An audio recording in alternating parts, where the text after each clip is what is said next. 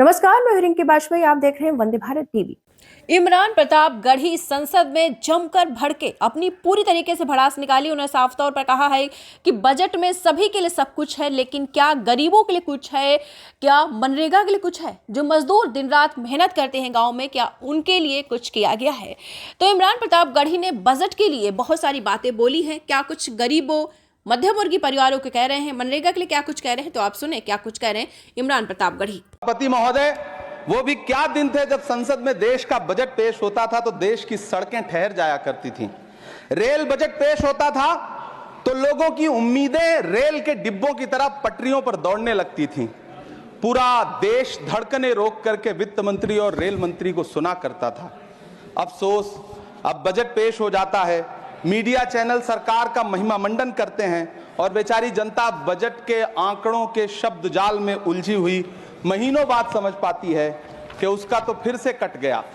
सभापति महोदय, पिछले 2 साल अमृतकालीन बजट पेश किए गए और इस बार एक नई शब्दावली गढ़ी गई है, तुष्टीकरण बनाम संतुष्टीकरण का बजट। सभापति महोदय, सुनने में कितना अलंकारिक लगता है ये शब्द।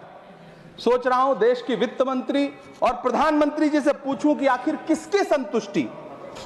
जिस बजट में मनरेगा के लिए 1 रुपए की बढ़ोतरी ना हो, वही पुराना 86,000 करोड़, जबकि पहले ही 9,754 करोड़ का घाटा हो, जिस मनरेगा से करोड़ों मजदूरों के घर में चूल्हा जलता हो, उस मनरेगा में काम करने वाले गरीब मजदूरों के लिए अगर आपके खजाने से 1 रुपया भी इजाफी नहीं निकल सका तो भला कौन संतुष्ट हुआ साहब? इस देश का गरीब मजदूर या आपके उद्योगपति दोस्त?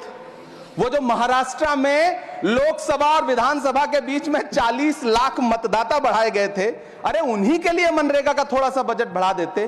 क्या उसमें मनरेगा का एक भी मजदूर नहीं था 40 लाख लोगों में? सारे के सारे 12 लाख की छूट वाले से आगे के लोग थे।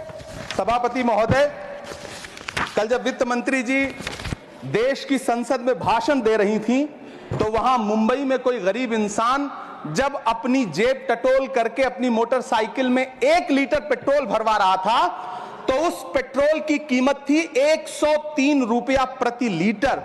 आखिर इतना महंगा पेट्रोल डीजल खरीद के कौन संतुष्ट हो रहा है? इस देश के गरीब लोग या फिर सरकार के चहेते धन्ना सेठ? सभापति महोदय, वित्त मंत्री जी इस बजट को मध्यम वर्ग को संतुष्ट करने वाला बजट बता रही हैं।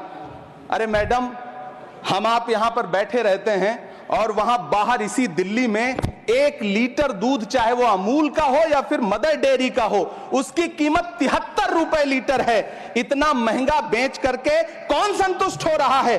गरीब जनता या आपके धन्ना सेठ दोस्त? सभापति महोदय, इस सरकार का बाजार और महंगाई पर कोई नियंत्रण नहीं रह गया है।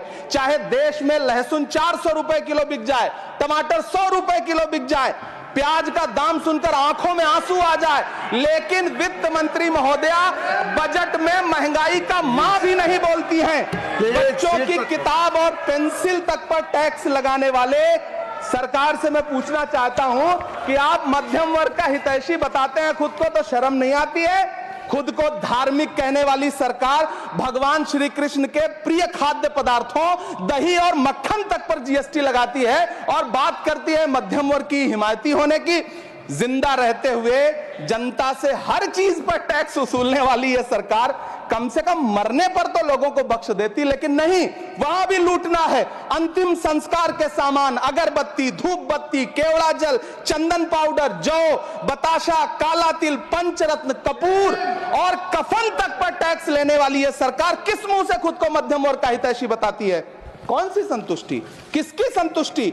कदम कदम पर टैक्स देकर लूटने वाली जनता की, या फिर जनता से टैक्स वसूल करके धन्ना सेठों का खजाना भरने वाली सरकार की?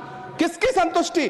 सभापति महोदय, 18 अगस्त 2015 आरा का बिहार का ऐतिहासिक मैदान, सजा हुआ मंच, हजारों की भीड़ और सामने खड़े हुए देश के प्रधानमंत्री का